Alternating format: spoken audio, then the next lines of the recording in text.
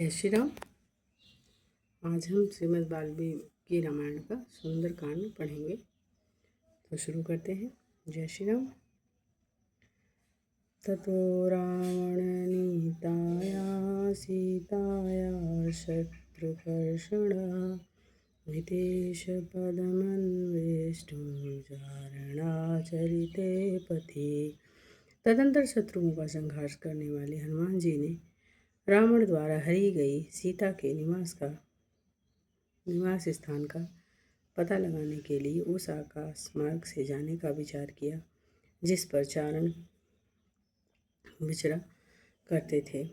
दुष्करम निष्प्रतिद्वंद्वम चिकीर्षण कर्म वानर समुद्रग्रशिरो गिरिवो गवाम पतिरिवा भवो। कपिवर हनुमान जी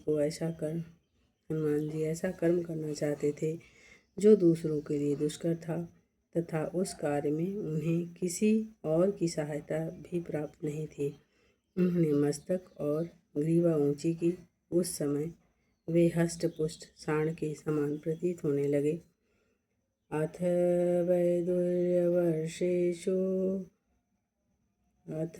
वैदुवर्णेषु शालदेलेषु महाबला धीराशलिलकल्पेषु विचचार था सुखम। फिर धीर स्वभाव वाले महाबली पवन कुमार वैदुर्मणि और समुद्र के जल की भांत हरी हरी घास पर सुखपूर्वक विचरण करने लगे।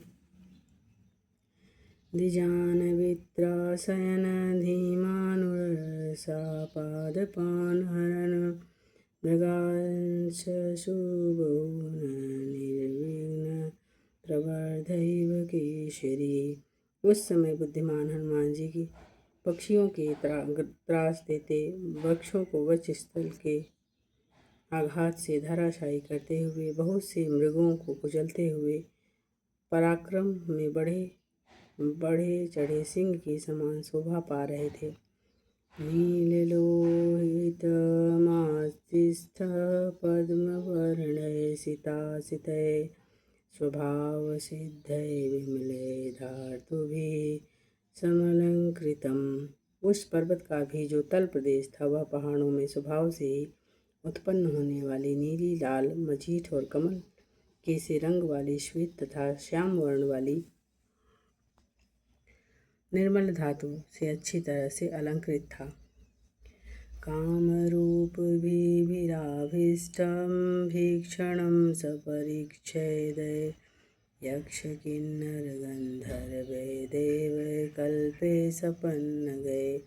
उस पर देवोपम यक्ष, किन्नर, गंधर्व तथा और नाग जो इच्छानुसार रूप धारण करने वाले थे निरंतर परिवार सहित निवास करते थे। स तस्य गिरिवरस्य तले नागवरायुते तिष्ठन् कपिवरस्तत्र हृदये नागैवा भवो। बड़े बड़े गजराजों से भरे हुए उस पर्वत के समतल प्रदेश में खड़े हुए कपिवर हनुमान जी वहाँ जलाशय में स्थित हुए विशालकाय हाथी के समान जान पड़ते थे। स सूर्याय महेन्द्राय पवनाय स्वयंभुवे भूतेभ्यश्चाञ्जलिः कृत्वा चकार गमने मतिम्।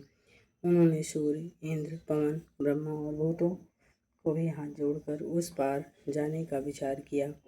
अंजलि प्राङ्मुखं कुर्वन् पवनायात्मयोनये ततो हि ब्रवीधे गन्तुं दक्षिणां दिशम। फिर वह पूर्वाभिमुख होकर अपने पिता पवन देव को प्रणाम किया और तत्पश्चात कार्यकुशल हनुमान जी दक्षिण दिशा में जाने के लिए बढ़ने लगे। प्लवगप्रवर्दृष्ट प्लवने कृतनिश्चया ववृधे रामवृद्ध्यर्थ समुद्रैव परवसु। बड़े बड़े बानरों ने देखा जैसे पूर्णिमा के दिन समुद्र में ज्वार आने लगता है, उसी प्रकार समुद्र लंघन के लिए दृढ़ निश्चय करने वाले हनुमान जी श्री राम की कार्य सिद्धि के लिए बढ़ने लगे। निष्प्रमाण शरीर शैलिल्यैङ्गियूर्वर्णं रणवरं बाहुभ्यां पीडयामास चरणाभ्यां च पर्वतम्। समुद्र को लांघने की इच्छा से उन्होंने अपने शरीर को बेहद बढ़ा लिया और अपनी दोनों भुजाओं तथा चरणों से उस पर्वत को दबाया। स चचालाश्चलाश्चाशु मुहूर्तकपिपीडिता तरुणा पुष्पिता घ्राणा सर्वपुष्पशातयत्। कपिवर हनुमान जी के द्वारा दबाए जाने पर तुरंत ही वह पर्वत कांप उठा और 2 घड़ी तक डगमगाता रहा।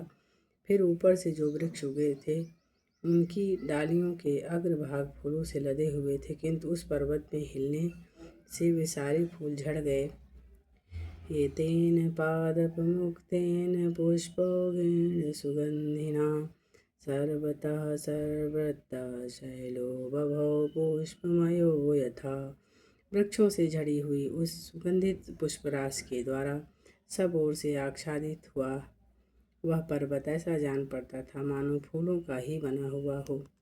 तेन चोत्तम वीरेण पीड्यमान सह पर्वता सलिलं प्रसुस्रावमदमतैव दीपः। पराक्रमी हनुमान जी के द्वारा दबाया जाता हुआ महेंद्र पर्वत जल के स्रोत बहाने लगा, मानो कोई मदमत्स्य गजराज अपने कुंभ स्थल से मद की धारा बहा रहा हो। पीड्यमानस्तु बलिना महेन्द्रस्तेन पर्वता रीति निर्वर्तयामास कांचनांचन राजते। बलवान पवन कुमार के भार से दबा हुआ महेंद्रगिरी सुनहरे रुपहले और काले रंग के जल स्रोत प्रवाहित करने लगा। मुमोच च शिलाशैलो विशाला समनः शिला मध्यमेनार्चिसा जुष्टो धूमराजी रिवानलः। इतना ही नहीं, जैसे मध्यम ज्वाला के से युक्त अग्नि लगातार धुआं छोड़ रही हो, उसी प्रकार वह पर्वत मैनशिल सहित बड़ी बड़ी शिलाएं गिराने लगा। हरिणा पीड्यमानेन पीड्यमानानि सर्वथा गुहाविस्तानि सत्त्वानि विनेदुविकृतैः सुरैः।